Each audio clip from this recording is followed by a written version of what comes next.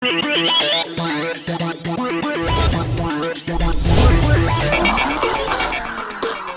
right, welcome to the Health Ranger Report. This is Mike Adams, the Health Ranger, reporting for naturalnews.com. Today we have some new information, breaking news from a medical journal called Cell Research. This is news about the dangers of genetically modified foods, and this is new information. This shows the mechanism by which genetically modified foods, or GM foods, or GE foods, genetically engineered, may alter your organ function. You see, in the past, Monsanto has said that genetically modified seeds and foods are presumed to be safe, presumed safe. It doesn't mean they're proven safe. In fact, right here from the Monsanto website, a couple of quotes you need to know. Here it is. Monsanto says, quote, "There is no need to test the safety of DNA introduced into genetically modified crops." And they go on to say, there is no need for or value in testing the safety of GM foods in humans. So you see, Monsanto has a position that they don't even need to test the safety of these genetically modified foods because it doesn't even matter.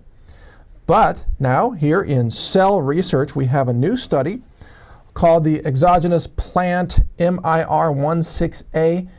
That is a microRNA study that we're talking about here. Specifically targets mammalian LDL-RAP1. That's a receptor for LDL cholesterol function in the liver. Evidence of cross-kingdom regulation by microRNA. Now, it means that microRNA, which is information, it is genetic information, has now been found to pass from the foods through digestion into your blood and then to attach onto your organs. You got that? It goes from the food through digestion into your blood and attaches onto your organs, and there it modifies the function and the expression of those organs. This is groundbreaking science. This nullifies the safety claims of Monsanto.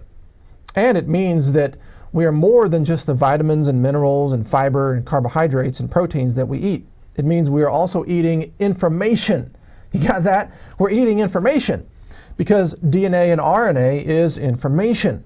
So when we're eating this microRNA, it's surviving that process and then providing information to the cells and the organs in our body. Maybe this is why GMOs are causing such widespread infertility, because the microRNA is attaching to the receptor sites of the fertility organs and altering the expression or the function of those fertility organs.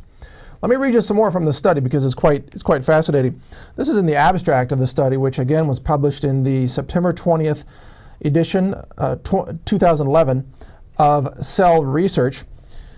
The abstract says, quote, "Here we report the surprising findings that exogenous plant microRNAs are present in the sera, that means the blood serum, and tissues of various animals, and that these exogenous plant microRNAs are primarily acquired orally through food intake." That, again, is breaking science. It changes everything. You see, you already know you are what you eat. And normally that means you are the vitamins and the minerals and the other nutrients that you consume. We know that that's true on a physical level or even a biochemical level. But what about the information that you eat?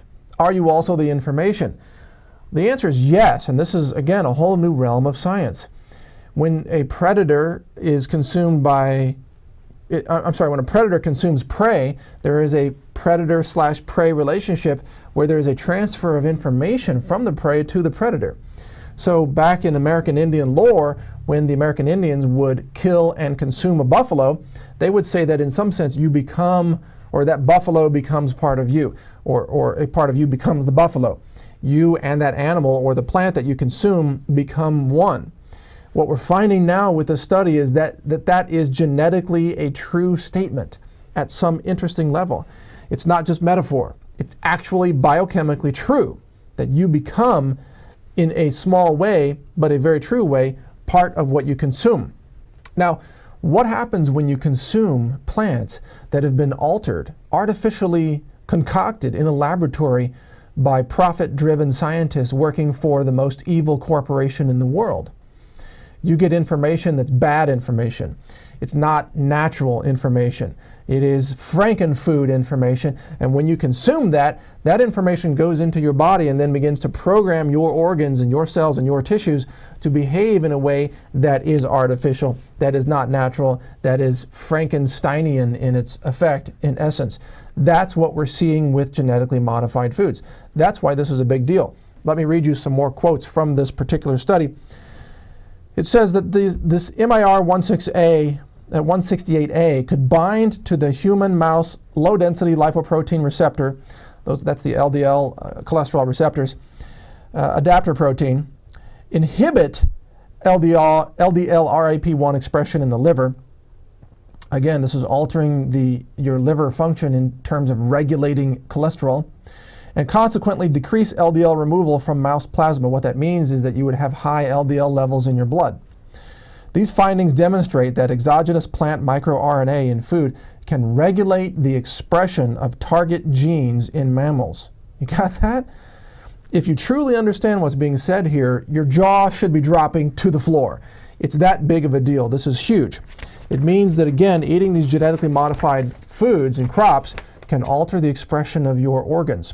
MicroRNAs have been widely shown to modulate various critical biological processes, including differentiation, that's cell specialization, apoptosis, which is part of the cancer prevention process in normal human cell metabolism, proliferation, the immune response, and the maintenance of cell and tissue identity.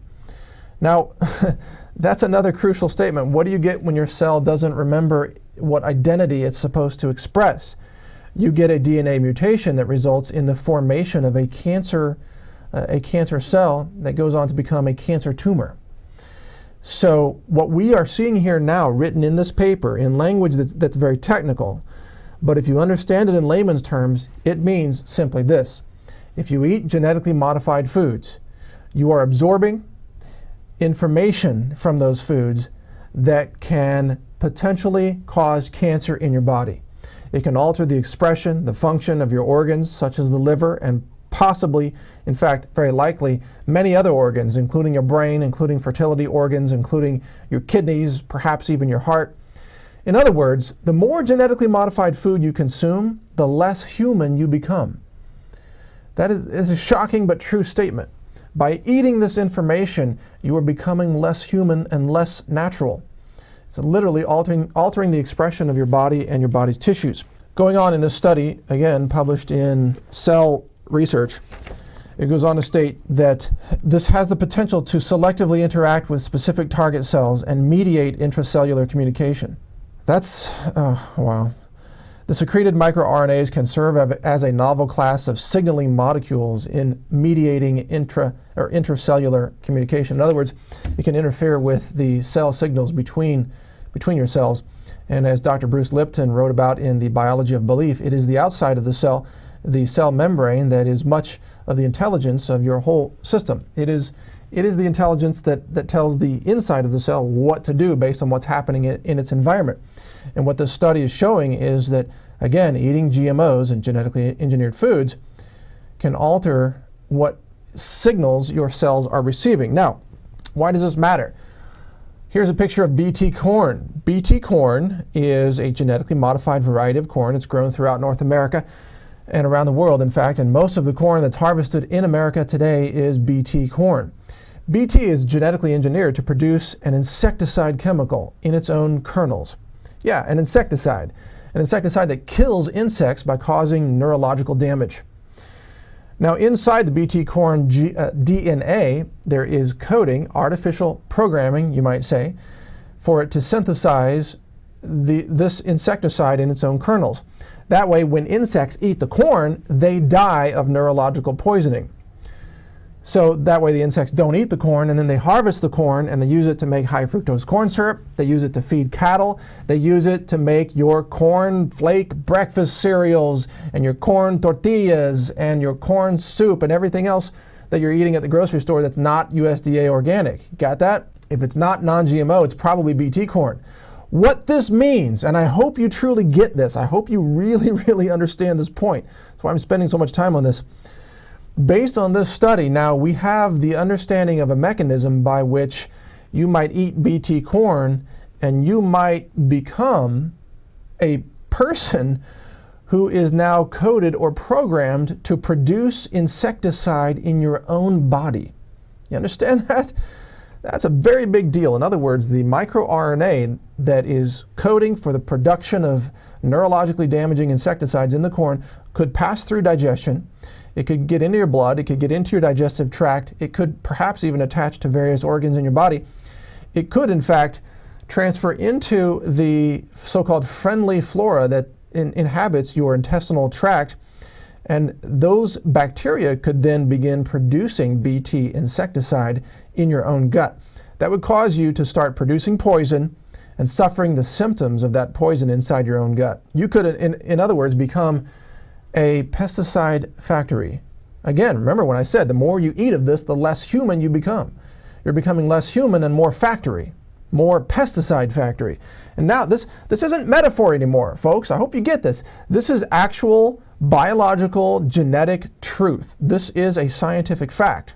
It also means that the excuse that Monsanto uses, that we don't have to test this for safety in humans, there's no need to even test anything, that is pure quackery. That's junk science. It's corporate run science produced for the sole purpose of selling more GMO seeds and generating profits for what is now considered to be the most evil corporation on our planet, Monsanto.